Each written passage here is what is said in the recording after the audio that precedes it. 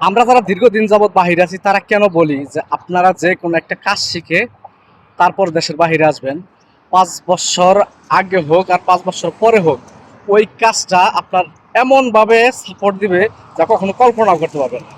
যেমন আমি একটা প্রসঙ্গ আপনাদের মাঝে শেয়ার করতে চাই।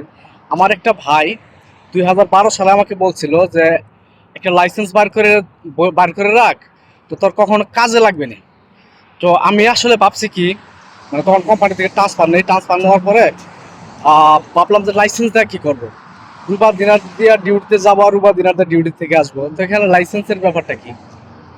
তো দেখেন, আজকে আমি অফিসে যাচ্ছি, এতটা গরম, 41 ডিগ্রি সেলসিয়াস তাপমাত্রা এই মুহূর্তে চলতেছে।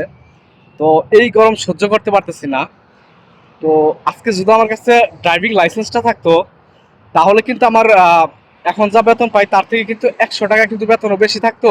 প্লাস মানে এই রোদ্রিটাও আমাকে মানে করতে হতো না, মানে পোহাতে হতো না। তো আপনারা যারা কুয়েতে নতুন আসবেন এবং যারা আসতে ইচ্ছুক, তারা অবশ্যই ড্রাইভিং অথবা হচ্ছে হাদ্দাতের কাজ, টাইলসের কাজ অথবা টেইলারিং কাজ, এই সব কাজগুলো শিখে আসেন। আপনারা কোম্পানিতে আসেন কিন্তু এই কাজগুলো শিখে আসেন। তো রাস্তা দিয়ে হাঁটতেছিলাম, কুয়েতি এক ম্যাডাম গাড়িটা ব্রেক করে খুব ঠান্ডা একটা পানি দিচ্ছে আর কি। মানে আসলে পানিটা পাই আমি অনেক খুশি এবং ওনাকে অনেক থ্যাঙ্কস। মানে আসলে কিন্তু কুয়েতে কিন্তু এই বিষয়টা কিন্তু রাস্তা দিয়ে হাঁটলে পরে বা হেঁটে যাওয়ার সময় ওরা কিন্তু রোদ্রিটা খেয়াল করে যে অনেক কষ্ট হচ্ছে, সেই হিসাবে কিন্তু একটা ঠান্ডা পানি এবং জুস দেওয়ার চেষ্টা করে। তো ওনাকে অসংখ্য ধন্যবাদ যে আমাকে আসলে এই গরমের ভিতরে একটা ঠান্ডা পানি দিছে। যাই হোক, যেই কথায় আসছিলাম, তো আপনারা ইতিমধ্যে কিন্তু প্রশ্ন করতেছেন যে নামানা কি বন্ধ আছে নাকি, নামানা ছাড়া কি ভিসা বের হয় নাকি। তো ভাই, নামানা টামানা দিয়ে আপনারা কি করবেন? যেই কোনো একটা কাজ শিখে আসেন, আসেন কোম্পানিতে যে কোনো ভিসার মধ্যে।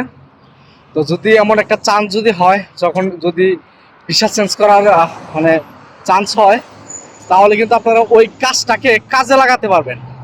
যেখানে আপনার 75 দিনের বেতন থেকে আপনারা কিন্তু চাইলে কিন্তু হচ্ছে 1-1.5 লাখ টাকা বেতনে কিন্তু আপনারা ওই ভিসাটা ট্রান্সফার করতে পারবেন। মানে যে কোনো দেশে যান আপনি, কাজ শিকার কোনো বিকল্প নাই। মানে কাজ শিখা আপনি যান, 5 বছর পরে হলেও ওই কাজটা আপনি কাজে লাগাতে পারবেন এবং ভালো একটা বেতনে চাকরি করতে পারবেন। তো যে যেখানে থাকেন ভালো থাকেন, সুস্থ থাকেন, সুন্দর থাকেন। দেখা হবে নতুন ভিডিওতে। আল্লাহ হাফেজ।